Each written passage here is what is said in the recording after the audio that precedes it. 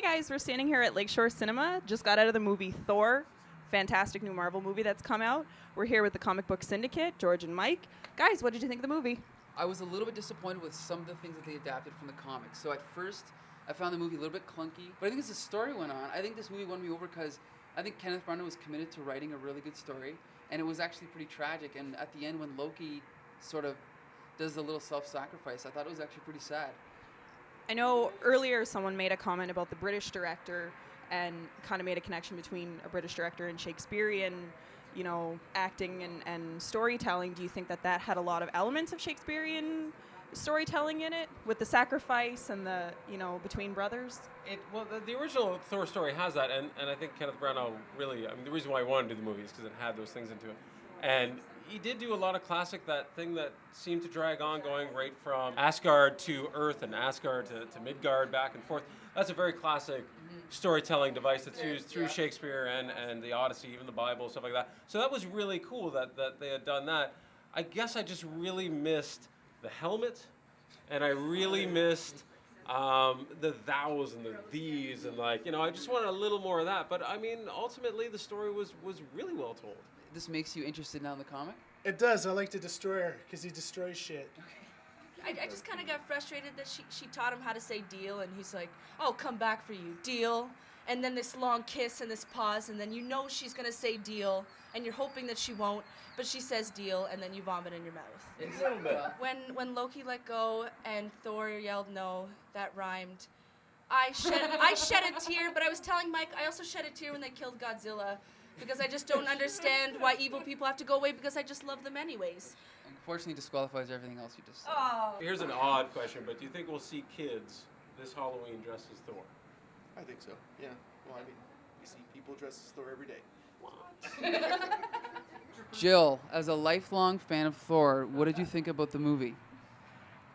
What? I'm not a lifelong fan. I didn't even know who Thor was before this movie. I would recommend it to my girlfriends that like these type of movies. What type of movies are that?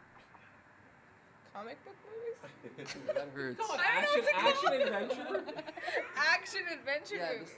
it's a very serious genre, please. I thought it did have some sort of history because they introduced the book that in the middle of the story, sorry, spoiler alert, and he goes in, and I'm not sure people know it's actually part of like mythos already. People don't probably know that, but I felt that they did do a good job with the history beforehand. And they played it well, but not too much, you know. So they actually gave it its own story, like a comic book feel.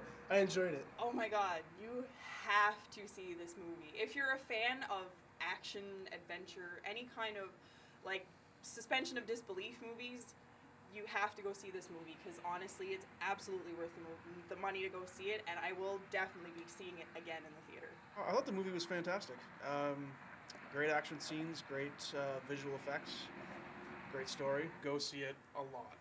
Jolie, what did you think of the movie? I enjoyed it. Fantastic, thank you very much. With Iron Man being probably one of the best of like the last few years, like if that's a 9, Thor would have to be like an 8. Like it was really, really good. Like I was shocked at how good it was, and I think that has a lot to do with Kenneth Branagh just being the director and just having the feel for it. You didn't think it was that good? Well, no. How come? There's no coincidence that Hokey rhymes with Loki. Those helmets were ridiculous. Thor didn't wear his helmet though. That's the problem. But everybody else did.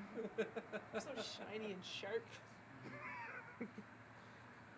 Thank you very much. I want to make a comment about this movie. I was very bothered by the fact that these Asgardians were played by American and English actors.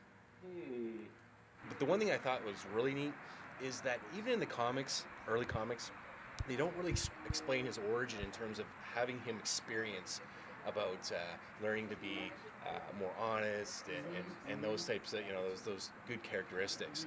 So that was nice that the movie kind of did that versus the comic books. The actor that played Thor, I don't think he's going to connect with audiences as much as like Christopher Reeve did as Superman or Tobey Maguire did as Spider-Man. I actually think the actor who played Loki was really good.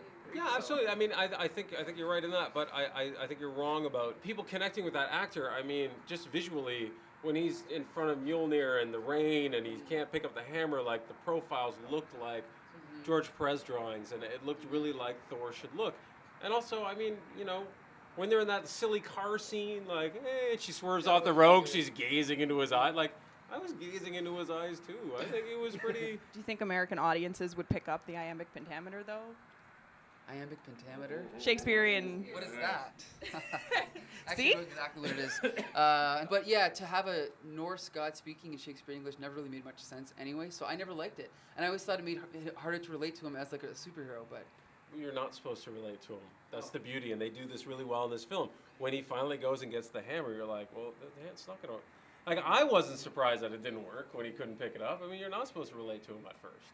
He should have been speaking that thick Shakespearean, and by the end of it with the deal, baby. Do you think with the scene where you just assume, like, oh, he's going to go get the hammer now, and, oh, all the world is going to be right. Do you think they tried to humanize him that way and tried to make him connect more with audiences and make him more human?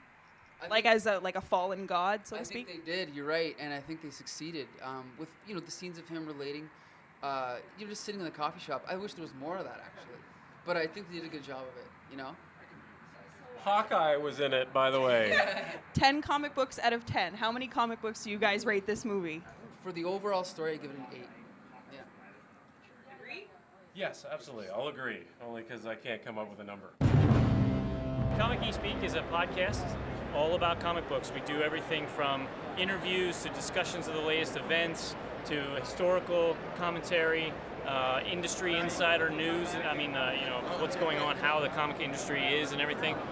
We've been doing it for 5 years. We do episodes Monday through Friday, generally about an hour to an hour and a half each episode. Wow. And then we have a whole host of smaller spin-off podcasts, targeting specific things. Like we have a whole series just about Crisis, Really? DC's Crisis, and we have footnote episodes, we call them, where we take an issue-by-issue look at famous runs and break it down like panel by panel and all the minutia that's in them. We did Watchmen, and it was very popular.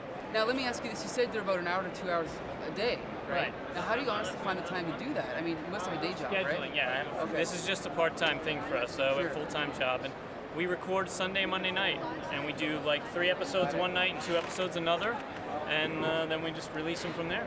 Wow. Now, what do you hope, where do you see it in 5 to 10 years? What do you hope to come out of this? It's a great question, and we ask ourselves that all the time. It really depends, It feels that when you come to a con like this, it feels like comics are getting more popular than they ever were. But when you look at the numbers of comic books sold, you know that that's not true. Yeah. So I'm not sure if our fan base will grow or if it will shrink as people stop reading comics or whatever. So we would love to do it full time because for all the shows we release, we have 1 million more ideas that we could do if we had 8 hours a day. But, so maybe not. Do people ever ask you, why do you do this? Like, why do you spend your time doing this for free, basically, right? They ask us all the time. Sometimes I ask myself, because honestly, it's a lot of work, and there are days when you just say, oh, I could be doing so much other stuff. But we love comics, and we love the audience now. I mean, these people are our friends. We come here, we have somebody coming in from Japan to come to this show because we talked about it and they want to meet us.